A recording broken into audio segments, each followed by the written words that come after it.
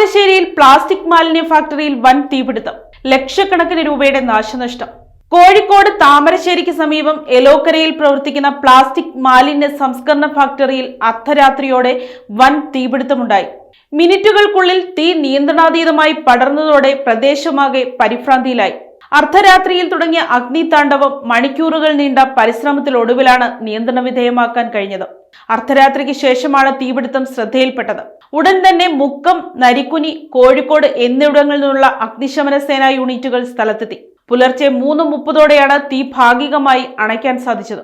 എങ്കിലും രാവിലെ 6 മണിയോടെ മാത്രമാണ് തീ പൂർണ്ണമായും നിയന്ത്രണ വിധേയമാക്കാൻ ഫയർഫോഴ്സിന് കഴിഞ്ഞത്. ഫാക്ടറിയിലെ ഓഫീസ് ഉൾപ്പെടെയുള്ള 3 നില കെട്ടിടം തീയിൽ പൂർണ്ണമായും കത്തി നശിച്ചു. കൂടാതെ ഫാക്ടറിക്ക് സമീപം നിർത്തിയിട്ടിരുന്ന പിക്കപ്പ് വാനും അഗ്നിക്കിരയായി. പ്ലാന്റിലും ഓഫീസിലുമായി 75ഓളം തൊഴിലാളികൾ ജോലി ചെയ്യുന്നുണ്ടെങ്കിലും രാത്രിയിൽ സ്ഥാപനം പ്രവർത്തിക്കാതിരുന്നതും തൊഴിലാളികൾ പുറത്തു താമസിച്ചിരുന്നതും വലിയ ജീവഹാനി ഒഴിവായി. പ്ലാസ്റ്റിക് മാലിന്യം ഉള്ളതിനാൽ തീ വീണ്ടും പടരാനുള്ള സാധ്യത കണക്കിലെടുത്ത് സുരക്ഷാ പരിശോധനകൾ തുടരുകയാണ്.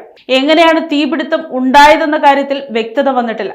ഷോർട്ട് സർക്യൂട്ടാണോ മറ്റേതെങ്കിലും കാരണമാണോ എന്ന് അധികൃതർ അന്വേഷിച്ചു വരികയാണ്.